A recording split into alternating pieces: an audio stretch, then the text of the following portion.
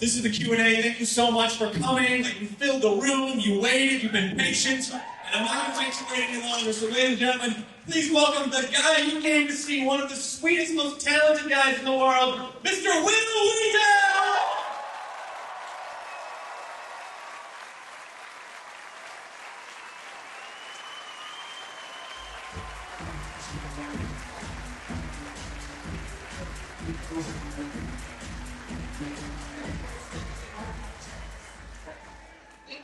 Providing you with beer, bacon salt. I know these things will be something I will regret tomorrow. Hi everybody, thanks a lot for coming. Thank you for coming here, and I know that it's probably going to mess up going to the concerts. I apologize for that, but I'm going to hold it over call and storm.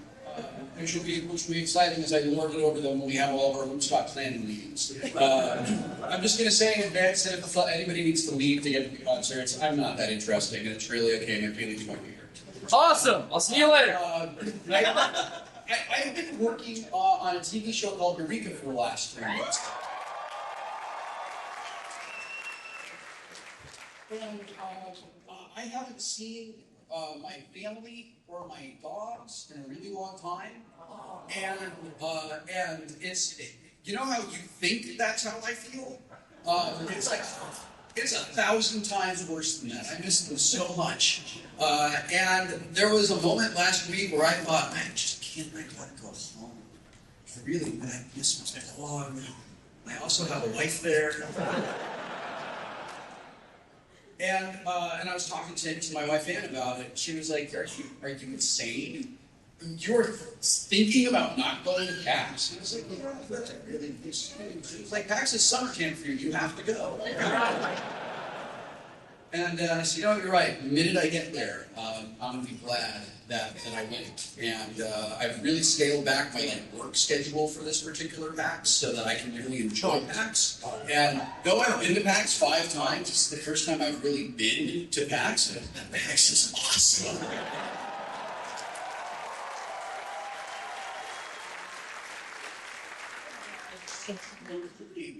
Playing games. It's been amazing. I stayed up and played Gamma World until 2 o'clock this morning. I know. And it was almost like when I was in high school, except I hurt my back really bad and I can't sit down.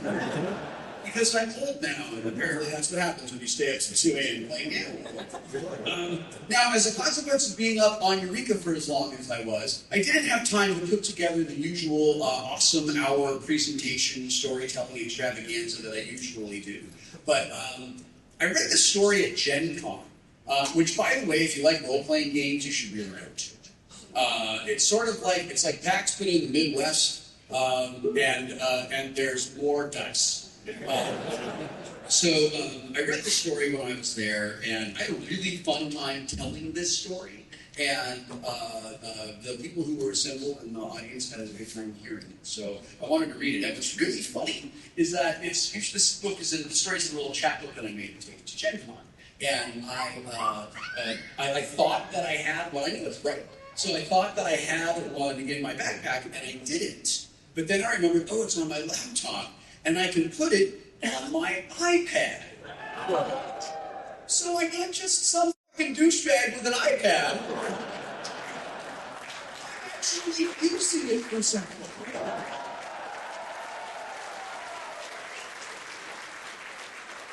Which is weird, like I'm kind of worried that my t-shirt's going to spontaneously turn into a turtleneck.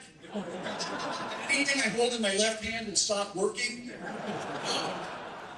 But I guess we'll just sort of find out together as I tell you the story. When I am done telling you the story, I want to spend the rest of our time together doing Q&A. Because I usually spend like 50 of the 60 minutes telling stories and then trying to race through some questions. And one of the things that was very important to me coming to this PAX was to try to give a little bit back to the community that has given so much to me.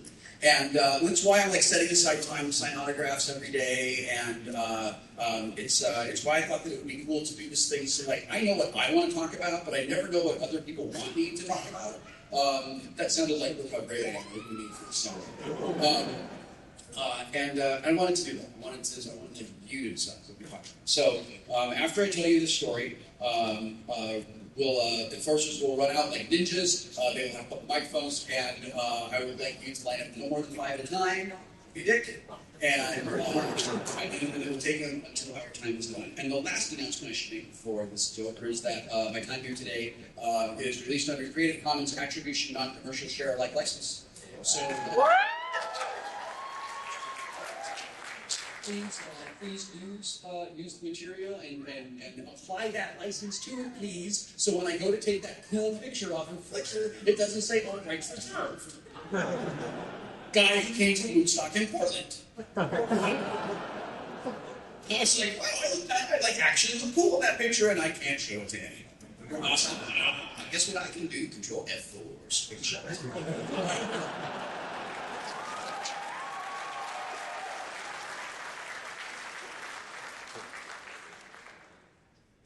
So, I'm going to be saying thank you a lot. So I just want to say thank you. Thank you to everybody who has, you waited, I imagine, a very long time. And then once you got here, you had to wait a very long time. And I was in the back there, and I was like, I'll get the panel starting. Come on, the people are waiting out there. And Harvard was like, let's amuse ourselves by doing silly Twitter things. So we did that. So it was pretty good. Pretty good time. Good. Sincerely, the PAX community has just been amazing.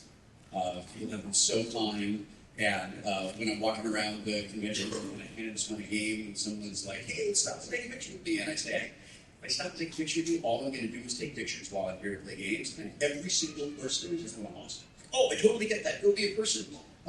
Except one guy who was like a media douche. He was like, I'm impressed. And I was like, yeah, now go fuck yourself.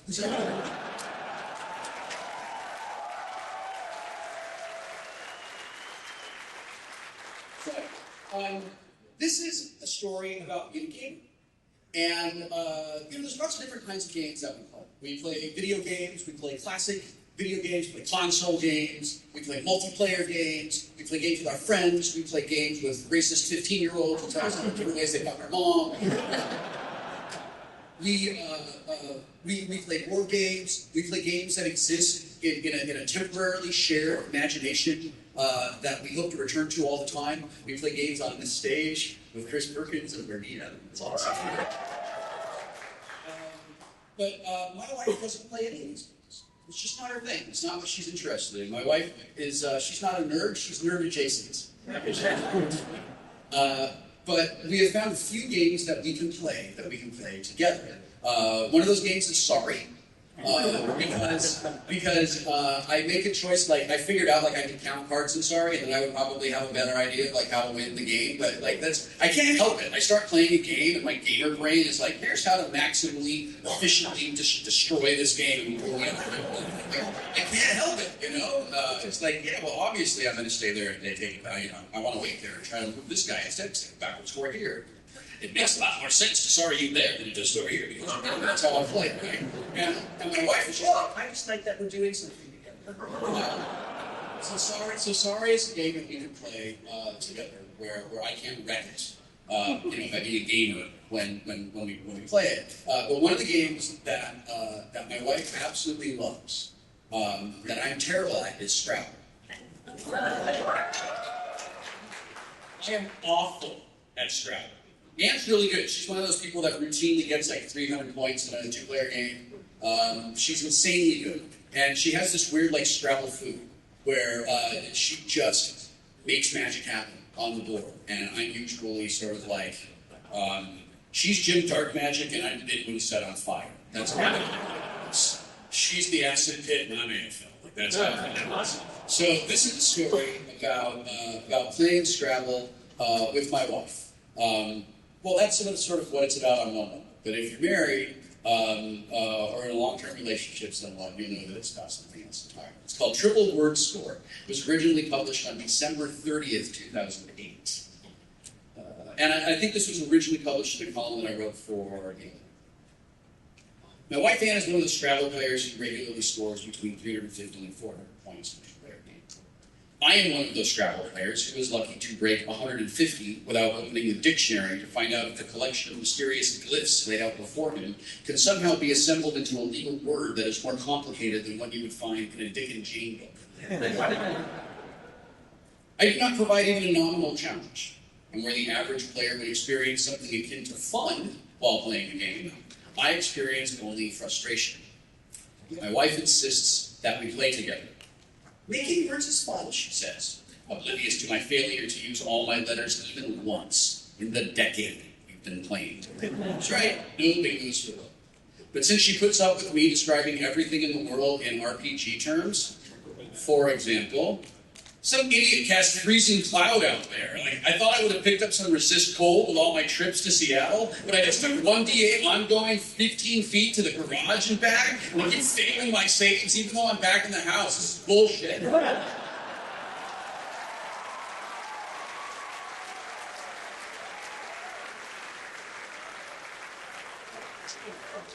To the more mundane, wizard needs food, badly.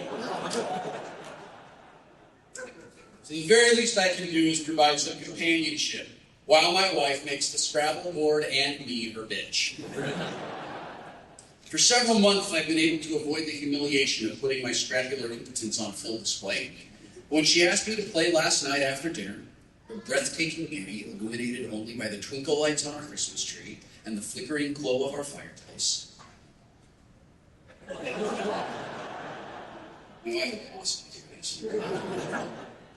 She did listen. I know.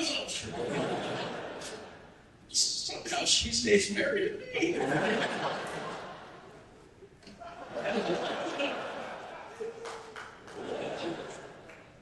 I failed my save versus charm because she got the plus 20 "you're madly in love with me" bonus. And I went directly to our game closet. I looked past games that would be fun for me to play. Battlelord, that's two-player game. Carcassonne, Guillotine, Awful Green Things from Outer Space. Uno. Enslaved by her spell, I pulled Scrabble off the shelf and took it to the living room. Our dogs curled up on the floor next to us as we began to play. I reached into the bag of tiles, drew an S. She reached into the bag of tiles and drew an E. It was an unnecessary harbinger of things. She went first and instantly took a 20-point lead. I scored 7. Much better than usual. 4 or 5 turns later, she played sexy for a triple word score, and I never caught up. It was a blowout. And I was the custard of big game. It was Varro, Conning, the Broncos in Super Bowl 24.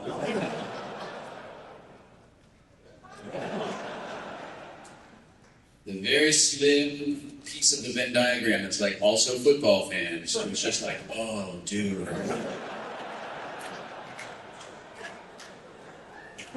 With about 20 tiles remaining in the bag, I saw a chance to draw within 40 points.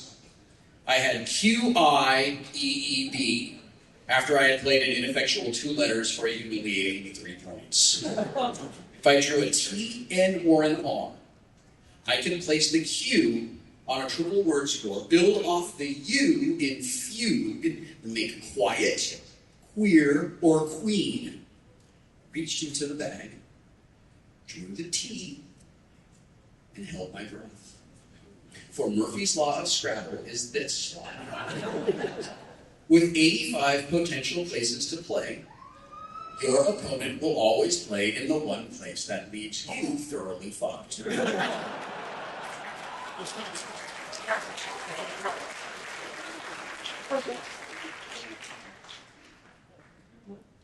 And put down 2 tiles, building off the F in fugue, and blocking me. Oh, are you fucking kidding me? It's a bundle of sticks, she said. I know what it is.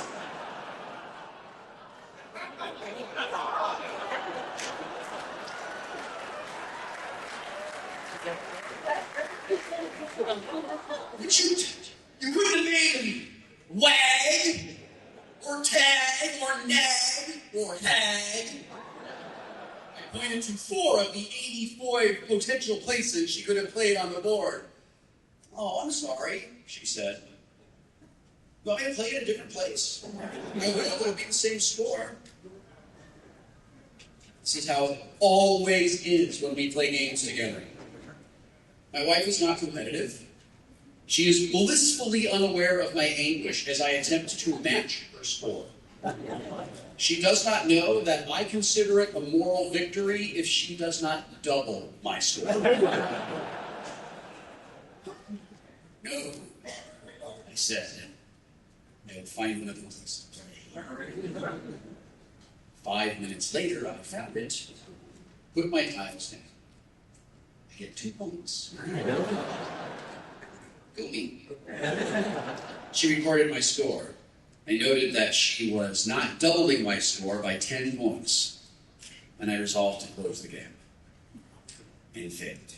With only a you and an I to play, I was down by over 100 points, and I just wanted the game to be over. Okay, I play the you here and I make fucks, I said. What's fucks? Oh, don't you know? That's what it's called when you suck so hard at Scrabble that you just make up words so that the goddamn game can be over.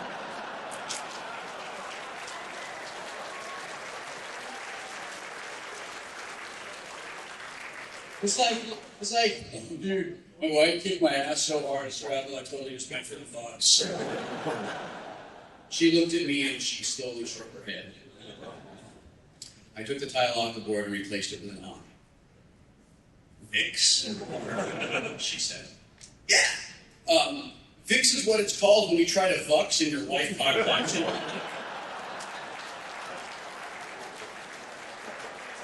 Like, I totally tried to box, but then my wife was like, I'm gonna fix you. She looked at me and she laughed. I joined her. I concede. I said, you are the ultimate master of Scrabble. She leaned over the board and kissed me.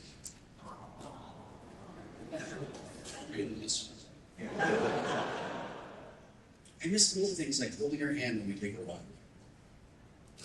Thanks for playing with me, she said. I love you. Our gaming philosophy is this. It's not about winning or losing. It's about enjoying the time that we spend when we're all playing together. This is why Anne puts up with all of my fucksing. And I feel back from her, even when she misses me. The end.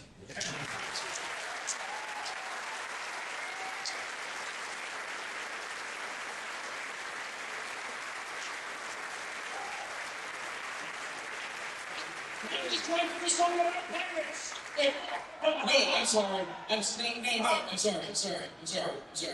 I thought it was 12 hours from now. I'm sorry. So now is the time on the big broadcast where I would like to take questions from the audience. So here's what we do. We have one enforcer here. We have one enforcer there. They each have a microphone. So please line up no more than 5 at a time. And try to kind of crouch down so people can see me. And we'll have time. We'll start right here because I think your costume is awesome. Thank you. Earlier today, I don't know if you got to see this before the podcast and they brought it with them, but I presented Gabe and Tycho with Splug. I knit him. Wow. Gauntlet from the first podcast. Oh, I know who Splug is. Yes. Just in case anyone here didn't listen, you should, but there's a goblin named Splug. I knit him.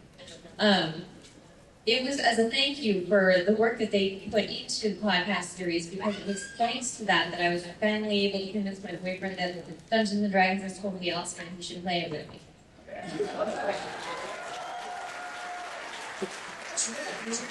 It's the other way. It wasn't that he wasn't interested, it was just he was worried that it would be, he didn't know what it was, really. So I got him to listen to them because he loves Penny Arcade anyway, and at the end of the first podcast, he was like, holy shit, this is amazing, we gotta play now. So since you also helped with that, I wanted to present you with something. I knew you were D4, and I actually finished it. I finished it during the D&D game earlier with Acquisitions Incorporated, so hopefully it's got all the good juju from that. So this is That is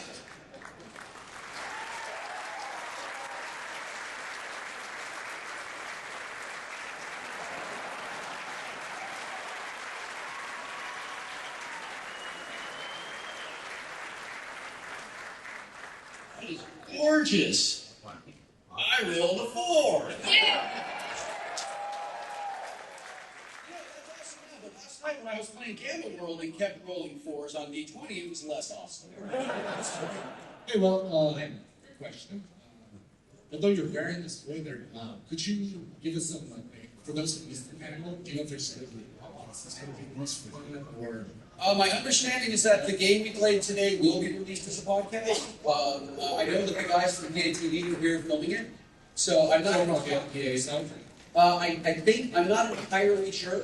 I guess I probably should have had an answer for that. That probably was going to be a question today. I will ask, and then I will tell the Twitter. Hey,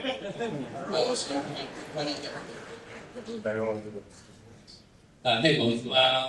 Like the previous people, you're one of the big reasons why I actually started getting into D&D. Awesome. One of the reasons why I actually carry a D20 around in my pocket now, which has led to some hilarious nerd moments, in front of waitresses at restaurants and things like that. Anyway, I don't want this to get weird or anything, but I was wondering. Newton's third law. Whenever someone says otherwise it's to get weird, the odds of it getting weird approach 1. I had to say that risk, but I was just wondering, could you roll my D20 for me? No. That's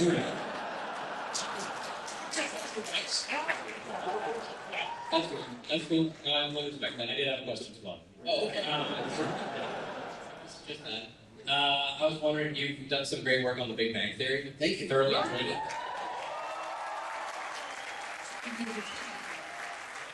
There's a couple of new viewers who won't agree with me, but I was wondering, is there any chance that the Evil Wil Wheaton character would recur again on Big Bang Theory in the near future? This is really funny. When I was up in Vancouver,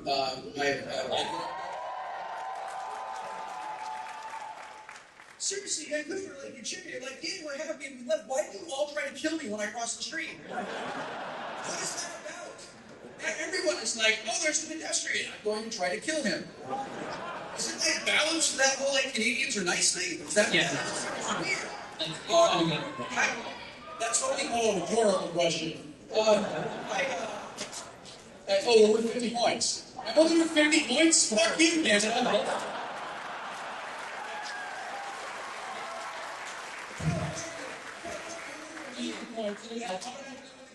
That is 50 American points in Canada, which is actually, when you do the exchange rate, it's actually quite good. Oh, that's good stuff.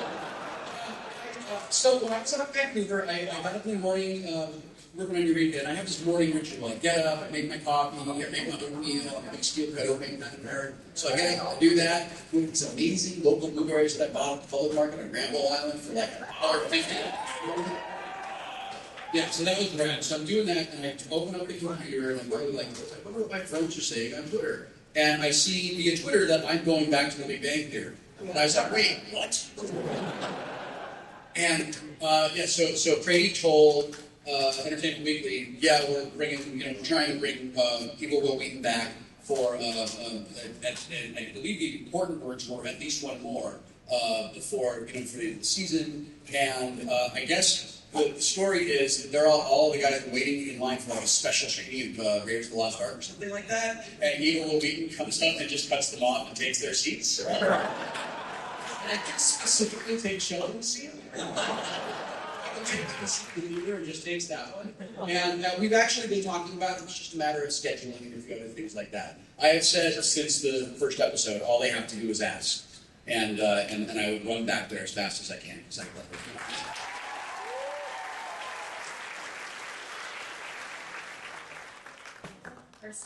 But I'm with the brigade, and I would be able to make it to any more sign accounts. Will you be able to sign my thing now?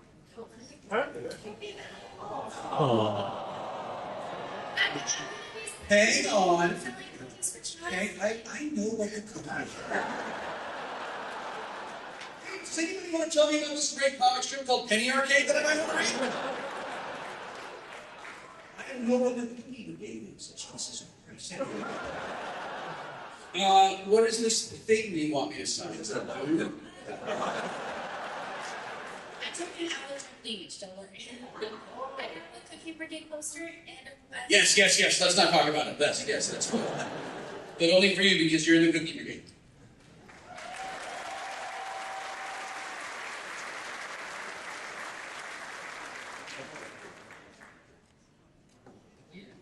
Yes.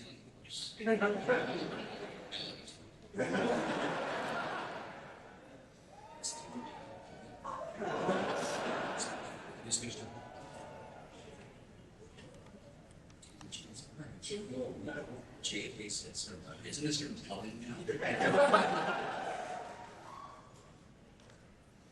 you go.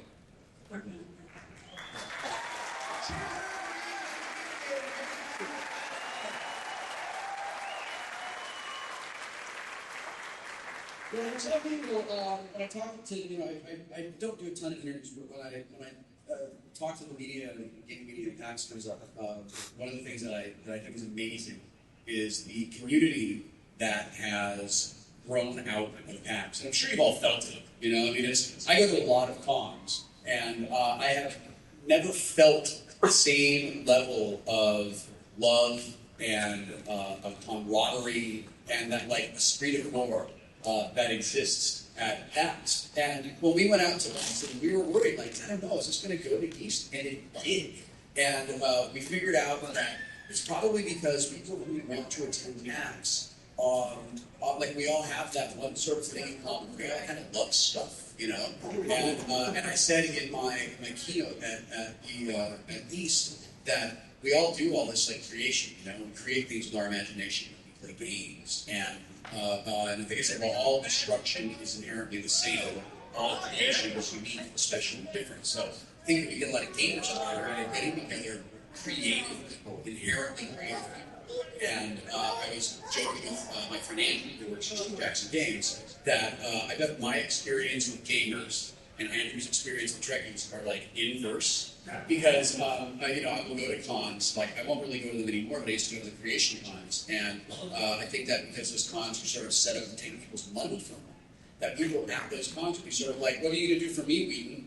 And I would say, I really can't do that. I'm on my way, I'm going to drop a deuce in my pants if I stay here. And then the guy would be like, well, you owe me and I hate you and I'm not going to watch you again because you didn't stop to do a thing. But then when I get around gamers, I'm I just want to hold a bit. Is that okay? And then people are like, awesome, we get it. Or can I sit down and play with you? Yes, come play with us. It is I truly believe that the Penny Arcade community is the only community from which child's play can spring. That's where I'm playing tonight. That's about. And that is entirely from a community that makes me.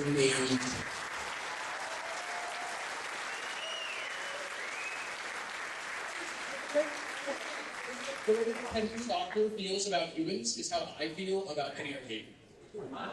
Yes. Okay, first I'd like to say that when I walked into the media room, the first thing they told us is, okay, so there's lockers for you guys on the walls, but we will apply. Okay, seriously, don't take more than you need. And so I don't know what that fucking douchebag's problem was. Most of the media is not gonna. Maybe. But I guess. I can say that because I'm from California. Shut up. No, but yeah. But I wanted to ask, so with your experience with the Guild, it sounds like you had a whole lot of fun being be a storyteller and an actor at the same time, working with Felicia Day doing independent storytelling where nobody's telling you what's the reason for telling. And I was wondering if kind of that and your experience writing, you've gotten more interested in doing more independent things and moving away from independent stuff sort of has independent work is a double-edged sword because we do have a lot of creative freedom. When Felicia and I work together on the Guild, we have, I've seen these things honestly. There have been scenes where we go on a date that's not a date. We've been up to the fainting couch.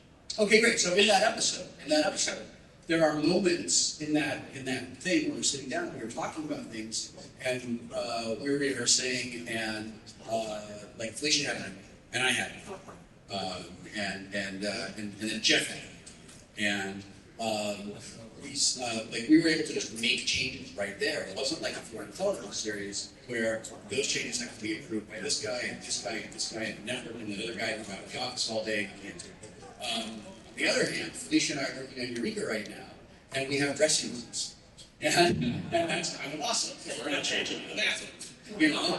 So it is really a double-edged thing. And I'm really grateful, and I just feel unbelievably lucky that I even have the opportunity to kind of work in these different things that I love and feel really good about, and that I sort of have the opportunity to like think, gosh, I don't know, can I fit that in? Can I do that? Because I'm doing these other things. I don't want to take it for granted, and I don't want to talk about it too much, so I don't want to wreck it, you know? But this point is really great for the career that I have. That's what I'm trying to say. Like I mentioned, you have kids, and like, Dad, why didn't you tell us you have kids? My kids are in college. Kids in college live very far away. I was talking to my son Ryan when I was in Vancouver, and he said, "Hey, how's Canada?" And I was like, "Canada's great, but they're not trying to kill me when I cross the street." I really want to go home. I really miss your mom, and I really miss the dogs. And then he texts back to me, "Don't you miss Ryan?" And I was like, "Yeah, but I miss you all the time. And whether I'm at home and you're in school, or I'm in Vancouver and you're in school, like I miss you the same way. You know, it's sort of the same thing." He was like, "Oh right, lol."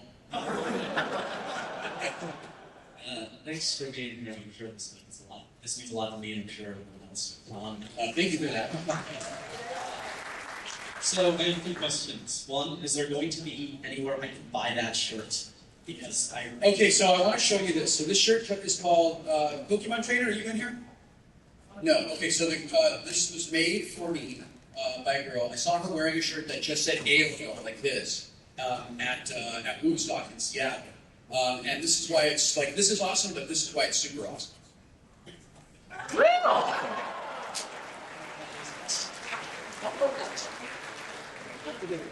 So it turns out she's friends with Molly, and because they go to school together, and she brought me this yesterday, and I was like, "Oh hell yeah, I'm wearing that." So as of right now, no, you can't buy it anywhere. But I'm going to encourage her to open up like an Etsy shop or a Zazzle shop or something like that, because I think it's rad, and maybe she can get something for it. And second, are you playing any games or reading any books that you will suggest? I've been playing a game called Fiasco. It's an amazing storytelling RPG. It's not really a GM-less game, it's like a GM-full game. Everybody kind of works together to run the game, and it's amazing and incredibly fun. I highly recommend it. It's an indie RPG, and it's great. I don't know if it's on sale here. I'm playing a Steve Jackson game called Zombie Dice. That's crazy fun. I know they play Zombie Dice like and with Blue Dice, which is also super fun, and I understand can be converted very easily into a drinking game if I did that sort of thing, which I don't because I'm too old for that shit. But I've been playing the hell out of those. I am really excited to go home and play Limbo. I never got to play Limbo. And for almost a month straight, I played Red Dead Redemption. So here's the thing about Red Dead Redemption that I thought was amazing. I found that I spent more time in Red Dead Redemption just riding my horse. I was like, I'm gonna go watch the sunset in Mexico today. Come on, Lightning, let's go. Which his name was Lightning. And I'd hop on Lightning and we'd go for a ride, and there'd be like, guy would be like, "Hey, I'm outside Fort Mercer, come shoot some bandits." And I'd be like, "Glad to help you, but I'm going to watch the sunset in Mexico, can't do it." And then it was like, "I'm going to go pick some flowers. That sounds like fun. Let me put all my guns down while I pick up flowers." And I loved the story, and I loved the voice acting, and I thought the motion capture was incredible, and the cinematics of it blew my mind. And I won't spoil the story. A lot of people are still mad at me for spoiling Dragon Age in my PAX season. But it was, the game ends, and there's this moment of like,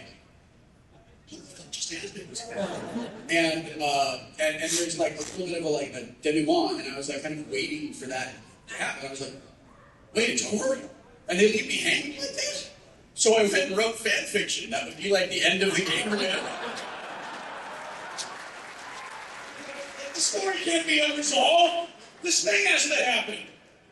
So those are the things that I was playing. Oh, and I read a book called Uncertainty that is about Heisenberg. Heisenberg on one side, Albert Einstein on one side, Heisenberg and Niels Bohr on the other side. Well, Albert Einstein is like the cranky old man that everybody's tired of, and he's like resistant to change. And Heisenberg and Niels Bohr are like, there's this new thing in physics you should check out. And it's all about Heisenberg like trying to get physics to recognize the uncertainty principle. It's amazing. Yeah. Yes. Hi, I guess I want to know about the names and all that. Which, to run it back to after check out all the demos and all that, which games would you say you are looking the most forward to coming out? Well, I'm really excited about the next Bioshock game. I'm really excited about the game is like right back like he's on the stick for that. I'm really excited about that. Dragon Age 2, obviously. And Fallout New Vegas. Sort of like, so, name 3 animals you think are cute. All right, puppies, kittens, and baby pigs. Okay, great. Wow, we're going to stake out some controversial territory. But those are the games that I'm really, really excited about. And I loved Bioshock too. A lot of people are kind of down on it, and I know it sort of got down to like, I'm going to put a bunch of mines around Pakistan and this guy, and I'm going to try to survive this life. But I thought the story was great. And that point is like, sorry, if you haven't gotten to this point, don't get be exposed because the game's not for long. At this point where you actually become a little sister, you can see what Rapture was like before it all went to shit. I thought it was great. I felt sad for Rapture. And I was like, oh, see, that's because libertarianism's crap. Sorry, guys. Turns out the whole Iron Man thing, Nigel is a load of shit. I think I asked this question a couple of years ago too, but I'm just gonna ask it again. Sounds like a good one. Is there an episode of Star Trek: The Next Generation that defined the series for you in any way? What did I say 2 years ago? No, you said you couldn't find an answer. My instinct is to say Tapestry defines the generation. Because Tapestry, for those of you who don't know, Tapestry is an episode of Next Generation where a card gets an opportunity to fundamentally change the decision making. And I think like gets stabbed through the heart, and he has this artificial heart. And the artificial heart is failing, and he's going to die. And Q's like, well, guess what? You can not have the artificial heart anymore. You can go to this point where you made the decision to start to fight the guy, and everything, and you don't fight the guy, and you go ahead and have your life. And Bart's like, oh, that sounds awesome. I'll do that. And he goes and does it. And it turns out that it wasn't especially very disability because it led him to a life of just being kind of like in the middle. Sort of like just a lieutenant who's never really distinguished himself, always particularly masculine. And there's this amazing like guard speech where he says, this thing, this choice I made, which I regret, which I carry, which is part of me. Really, it's like my heart. I literally carry this bad decision I made in my artificial heart. Is part of the tapestry of my life. And if I plug a thread in the tapestry of my life, the entire thing would happen. And people ask me all the time, if you could do something different, if you could change something and make a different choice, would you make that choice? And the truth is that I would. Because every day I wake up and I'm like, I can't believe I get to do this. Like, my job is to pretend. My job is to entertain people. And when I'm not doing it on the set, I get to travel around the country and perform on stage with Adam Savage and Paul and Storm and fucking Peter Sable came to one of our shows and debuted something. That's my life. Oh, and by the way, my kids are amazing. My wife is awesome. My dogs love me. And we just got our house has hardwood floors.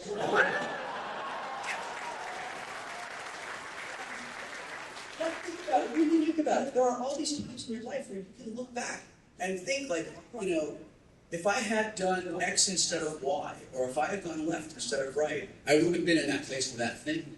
And, if you're happy with your life, even if you're 51% happy with your life, that's the result of all the choices. So I think that Star Trek is sort of defined by that, because Star Trek is about possibility. And Star Trek is about being the best that humans can be. And I think to be the best that we can be, we have to sort of acknowledge that we do certain things, learn from them, and try to be better the next time the choice comes along. So in 2 years, I've come up with an answer, and it is cast. This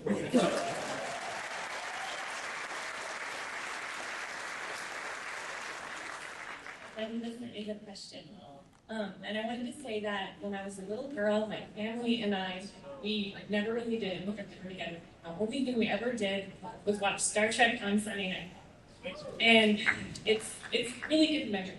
And I wanted to ask you, I heard that you didn't like Star Trek very much, like you didn't like being Vice and Crusher. And I wanted to ask why. There was a time where I was a teenager, and I was spending a lot of time doing the show. I was there all day, every day. And as a teenager, I wanted to be hanging out and playing GURPS with my friends. Or like eating Metroid with my brother or playing.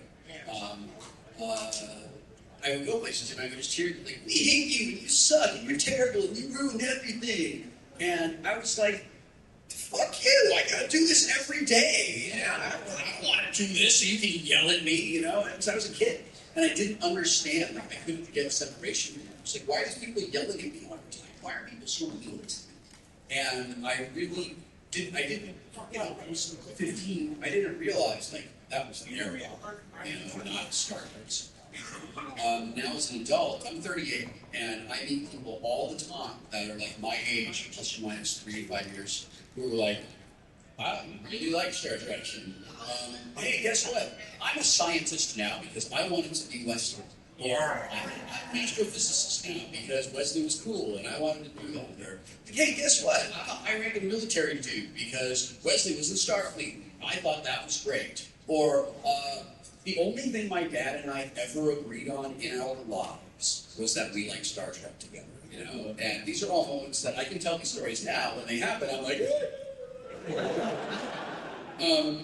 I have come to the conclusion that 15-year-old me was wrong.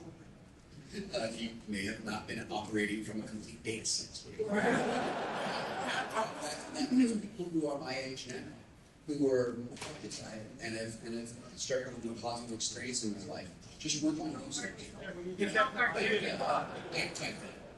Thank you. Thank you very much.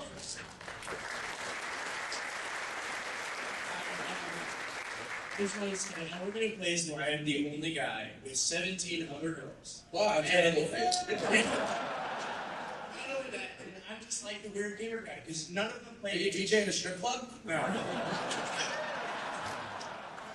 Come on, you all thought that. Anyways, the only thing we do actually have in common is. Anyways, it's blowing me up. Come on, let me ask my question. No, not in a strip club. Okay, that's fine. I actually work at a child care center. Oh, God damn it.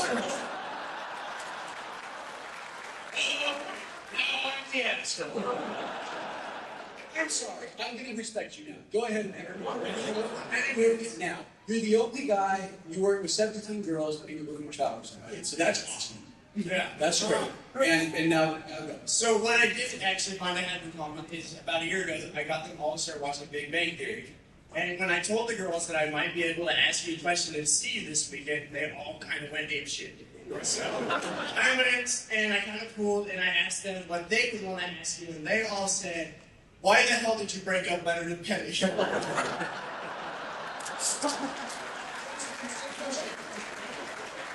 Excellent question. I'm going to have to get Evil Wil Wheaton to answer that question for you. Hang on.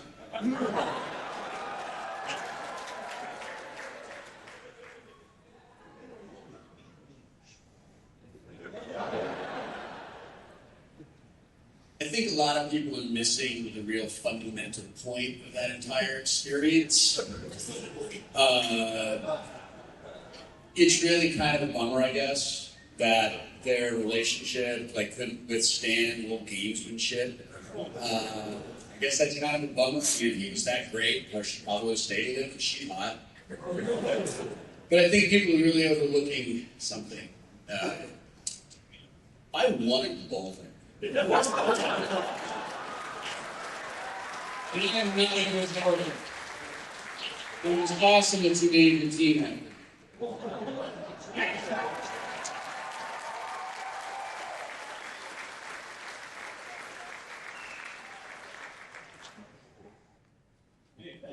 So I just want to say that Fiasco is on sale here at the Dreaming Booths. Ancient copies. Go buy. Do you know the number of the booth?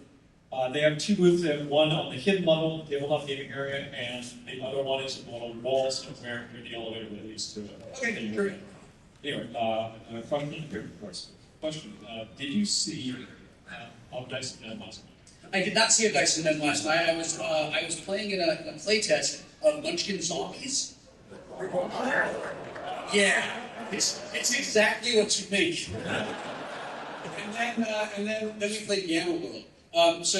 Listen, I played Gamma World with Andrew Hacker, who was my real good friend and editor and Munchkin czar.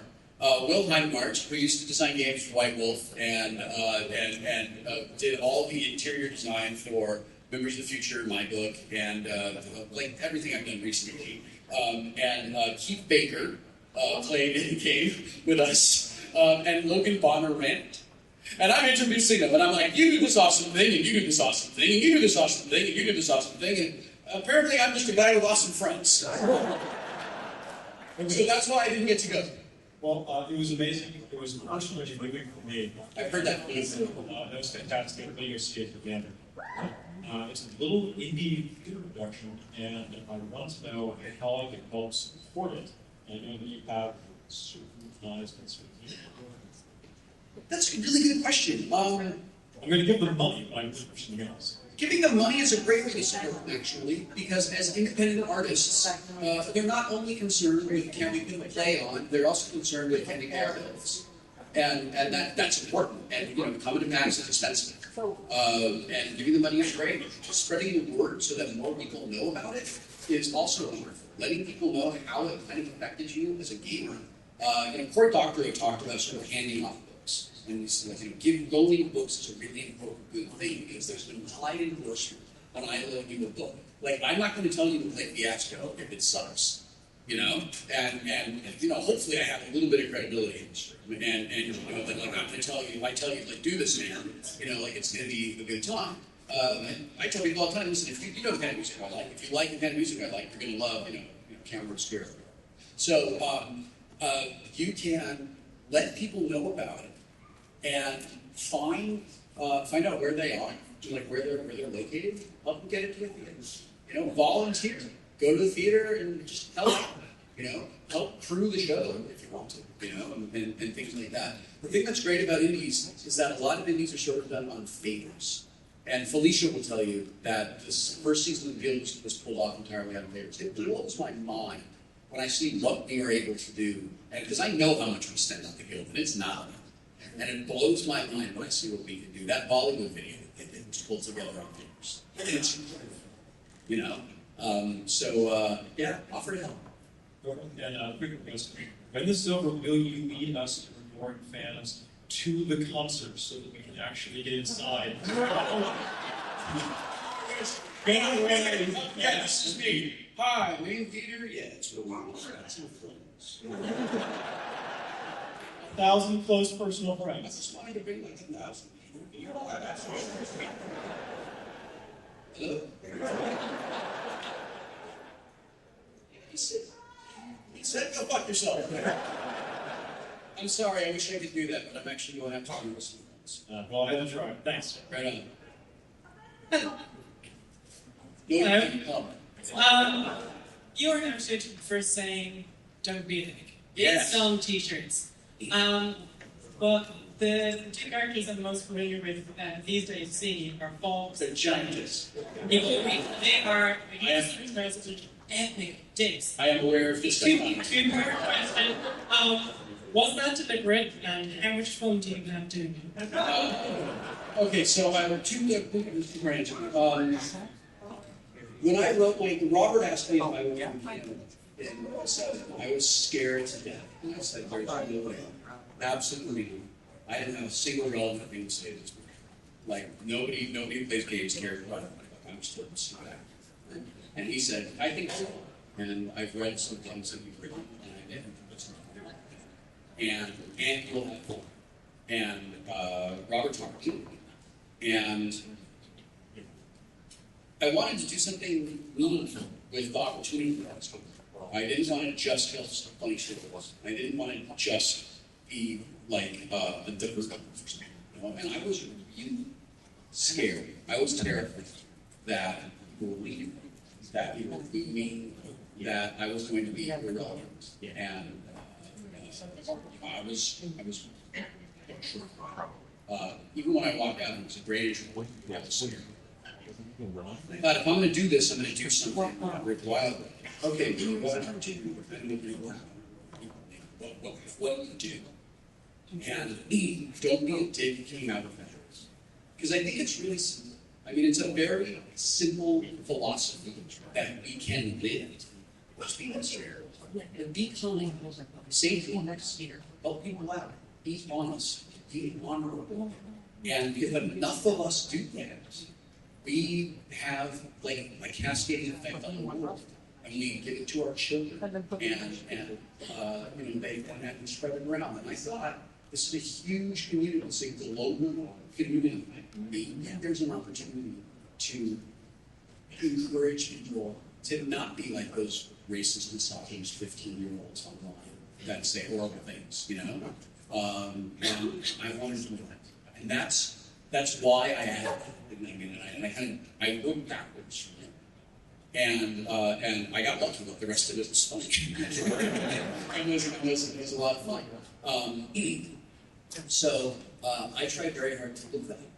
And a guy emailed me a couple of days ago that there is a WoW guild, and the whole point of the guild is to still be a video.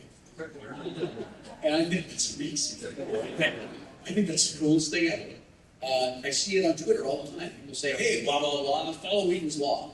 And it's an enforcer law. You know, remember, rule number 1, Wheaton's Law. And I think that's great. Because it actually wasn't me that actually came up with that. Like, I mean, I think that's kind of like, that's sort of the golden rule from the Bible. And I'm going to be peace loving religious, and I am as not religious as you could possibly be. But there's a minority of not religious in the United States these days. But yeah, but it's, I hope that I can help get that right. Now, as an actor, I have to figure out what kind of role I'm meant to play. Like, what's good for me? What do I have fun doing? And how do I resonate with audiences? How do I connect with audiences? And I don't remember exactly how I figured it out, but I was having a lot of fun playing characters who were douchebags.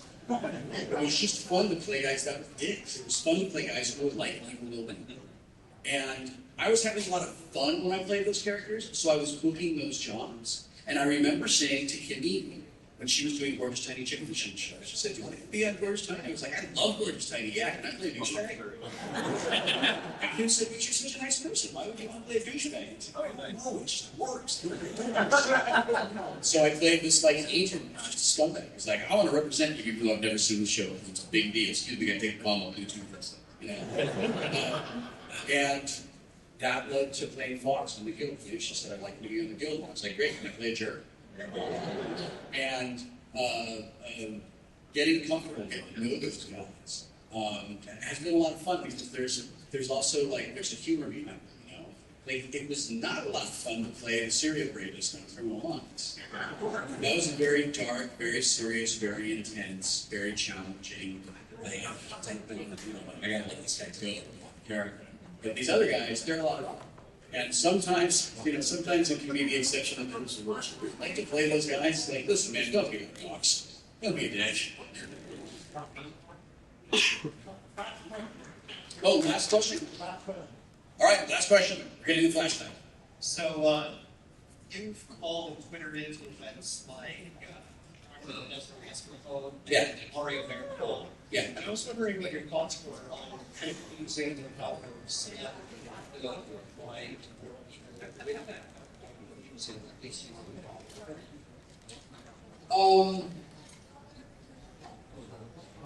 I don't know how to answer that without sounding like a self-reported jerk.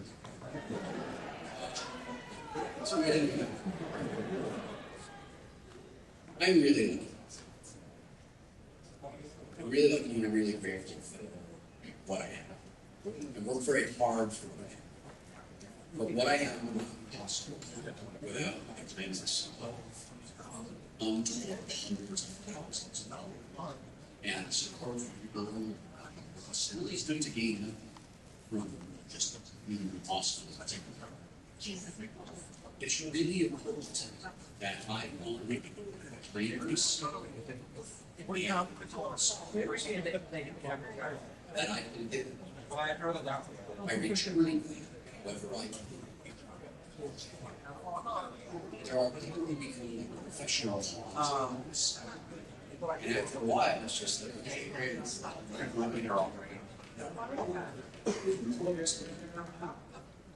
To choose to support things that are very meaningful, that matter to me, that can go around and say, look at this, look at this, and let's put a thing in sort of a loose, so I choose very, very, very carefully, because I think I maintain the and I want to maintain it. I want people to put their trust in me. There's a huge responsibility to honor that trust. So I really use Twitter. I'm the guy, too, you know. I think it's pretty easy to tell it's a message. And I don't want to say not about me. I want to use when I do those things. I just want to point out great stuff. When I was in Geneva, I saw this fantastic, handcrafted pizza that looked like a Nintendo cartridge.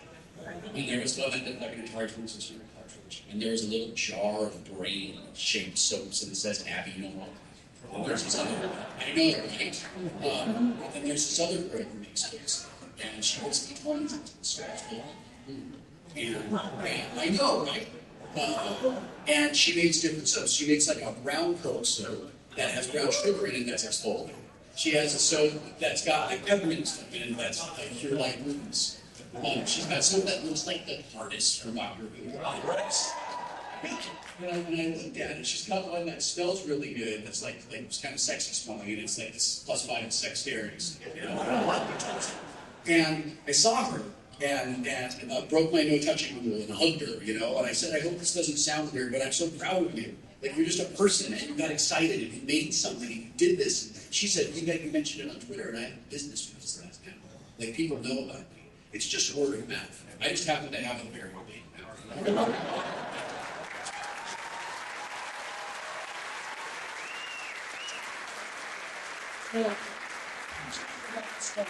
Scotty, this is going to be a real light after me, and before you all leave, I want to say it again. Thank you. Thank you so much for being awesome to me.